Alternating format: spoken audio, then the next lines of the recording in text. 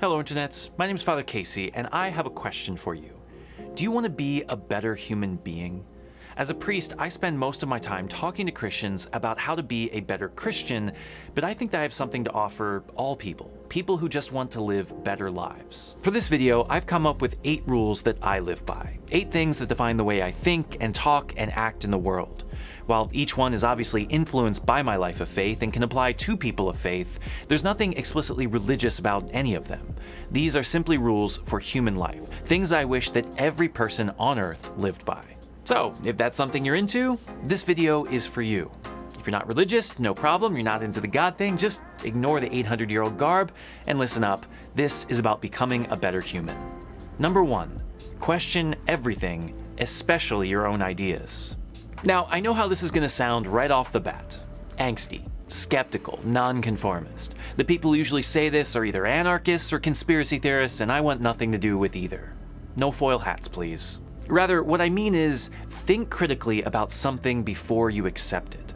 Play devil's advocate with yourself before you say something publicly. For at least a moment, assume that you are wrong and try to pick your ideas apart. As a people, we are extremely susceptible to confirmation bias. We find something that we want to hear and then immediately share it without verifying its validity.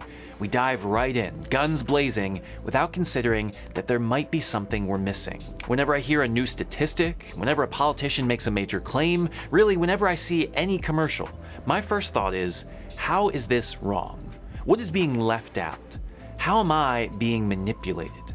It may sound cynical, and it would be if we lived here forever, but I think it needs to be our first question if we're going to find the truth.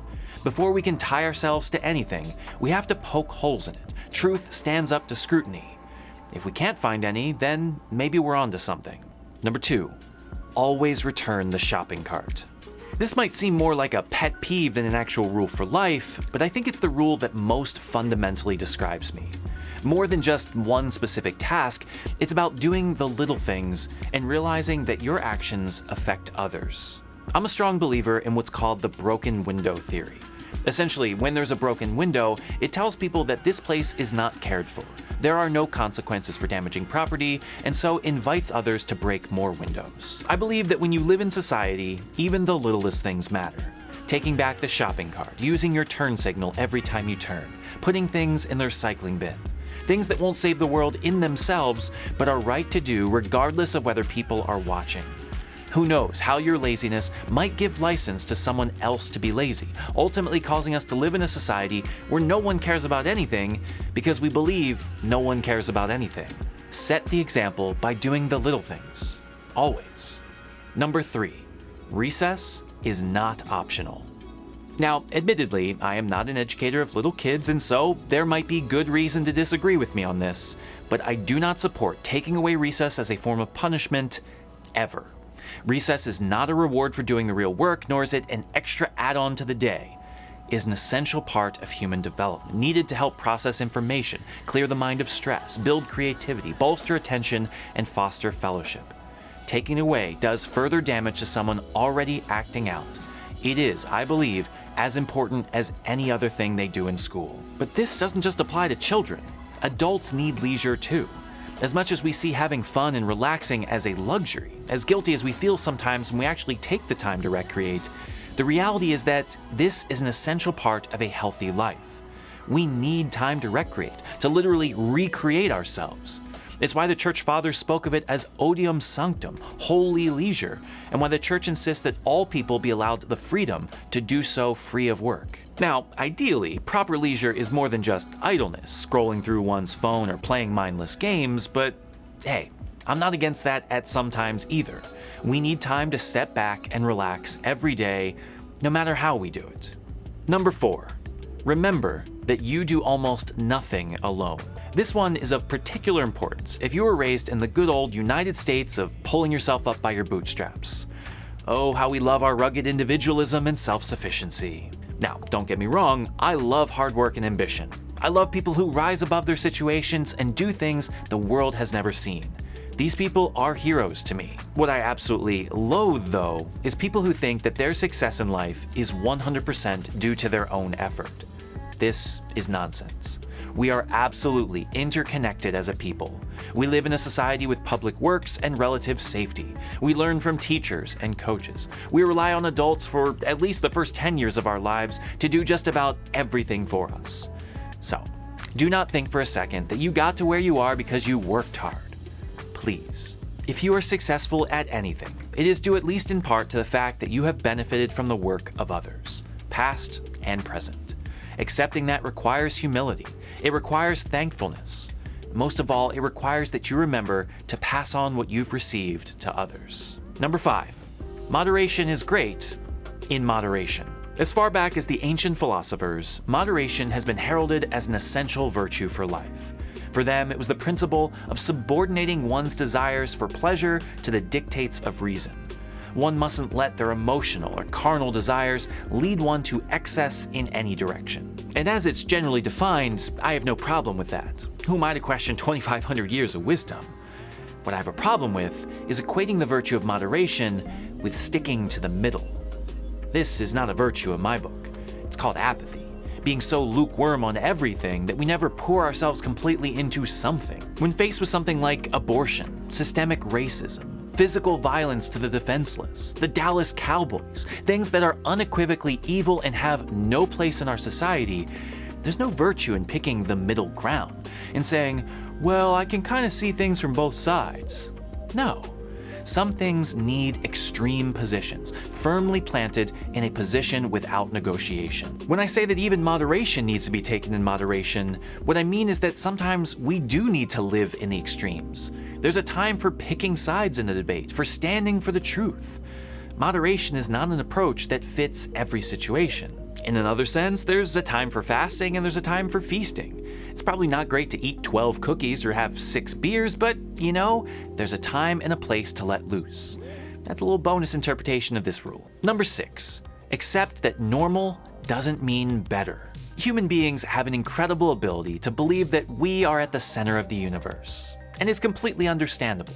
Others will come and go throughout our lives, but we are always with us. Because of this, there can be a tendency to over-exaggerate our own personal experience when building a view of the world.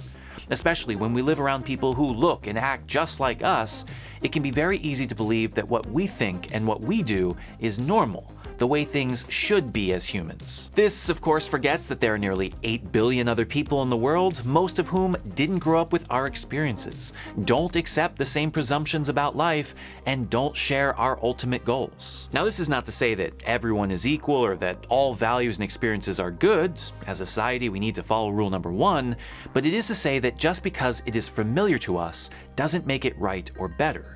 Especially when we're among the majority in a given situation, may it be by race, religion, class, gender, whatever. We do ourselves a great disservice and cause harm in others when we make our experience normative, ignoring, excluding, or even demeaning what we deem different. Accept that what you like is simply what you like, and that others might have a completely different take on the world. You might even find that what's normal for other people is actually better than what's normal for you. Number 7.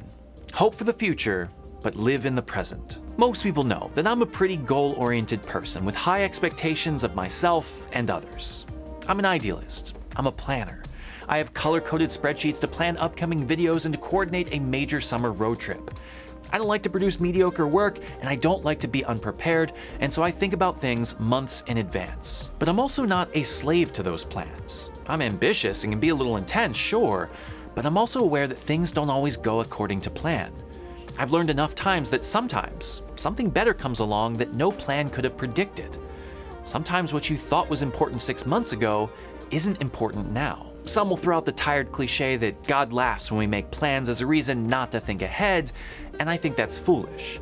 We should make plans. We should hope for the future, strive for something important. As long as we remember that what matters most isn't our preconceived goals, isn't the future, it's the opportunity right in front of us. Don't live in the future. It isn't real. All we have is right now, so play the cards you've been dealt and make the most of it. Finally, number 8. Just shut up sometimes.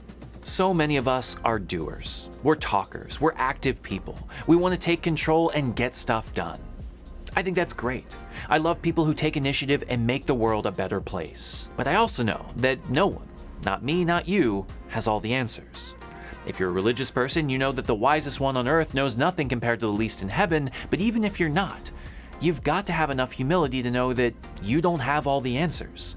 God or no God, truth does not come from us, and so there is nothing that can come from our mouths that will ever satisfy the ultimate questions of life. For that, we must enter the silence.